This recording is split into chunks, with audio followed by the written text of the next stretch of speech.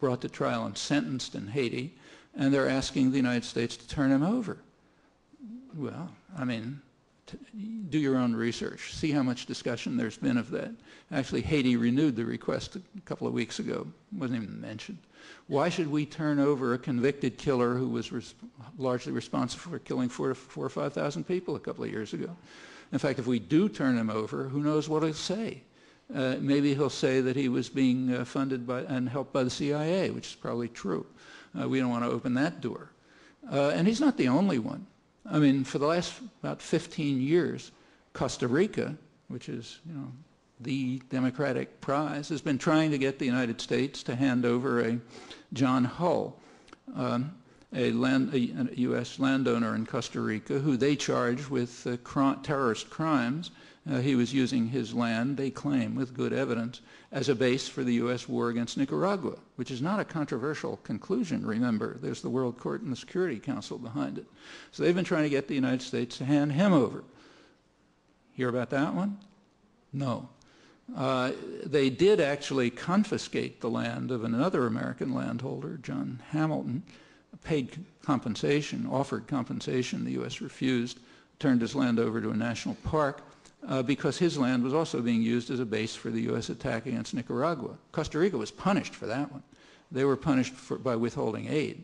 We don't accept that kind of insubordination from allies. And we can go on. If you open the door to questions about extradition, it leads in very unpleasant directions, so that can't be done.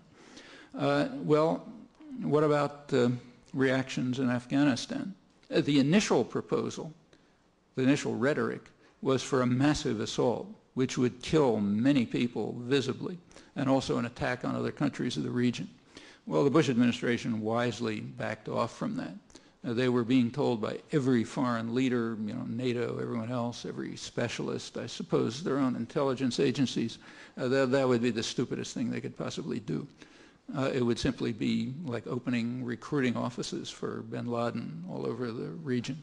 That's exactly what he wants, and it would be extremely harmful to their own interests. So they backed off that one. They're turning to what I described earlier, which is a kind of silent genocide. Well, I already said what I think about it. And I don't think anything has to be said. You can figure it out if you do the arithmetic. Is a sensible proposal, which is kind of on the verge of being considered, but it's been sensible all along, and is being called for by expatriate Afghans and allegedly tribal leaders internally, is for a UN initiative, which would keep the Russians and the Americans out of it totally. These are the two countries that have practically wiped the country out in the last 20 years. They should be out of it. They should provide massive reparations, but that's their only role. A UN initiative to bring together elements within Afghanistan that would try to construct something from the wreckage.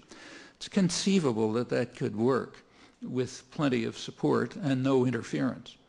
If the U.S. insists on running it, you might as well quit. We have a historical record on that one. You'll notice that the name of this operation, remember, at first it was going to be a crusade, but they backed off that because PR agents told them that wouldn't work. And then it was going to be infinite justice, but the PR agents said, wait a minute, you're sounding like you're divinity, so that wouldn't work. And then it was changed to enduring freedom. We know what that means, but nobody has yet pointed out, fortunately, that there's an ambiguity there. To endure means to suffer, and there are plenty of other people around the world who have endured what we call freedom. Again, fortunately, we have a very well-behaved, educated class, so nobody has yet pointed out this ambiguity. But if it's done, there'll be another problem to deal with. But if we can back off enough so that some more or less independent agency, maybe the UN, maybe credible NGOs, can take the lead in trying to reconstruct something from the wreckage with plenty of assistance, and we owe it to them, then maybe something would come out. Beyond that, there are other problems. We certainly want to reduce the level of terror, certainly not escalate it. There's one easy way to do that, and therefore it's never discussed, namely stop participating in it. That would automatically reduce the level of terror enormously, but that you can't discuss. Well, we ought to make it possible to discuss it. So that's one easy way to reduce the level of terror.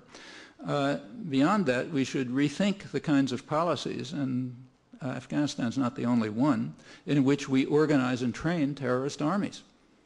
That has effects. We're seeing some of the effects now.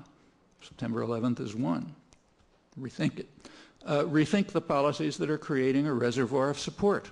Exactly what the bankers and lawyers and so on are saying in places like Saudi Arabia, and on the streets it's much more bitter, as you can imagine. That's possible. You know, those policies aren't graven in stone. And furthermore, there are opportunities. It's hard to find many rays of light in the last couple of weeks, but one of them is that there is an increased openness. Lots of issues are open for discussion, even in elite circles, certainly among the general public, that were not a couple of weeks ago. That's dramatically the case. I mean, if a newspaper like, say, USA Today can run a very good article, serious article on life in the Gaza Strip, there's been a change. The things I mentioned in the Wall Street Journal, that's change.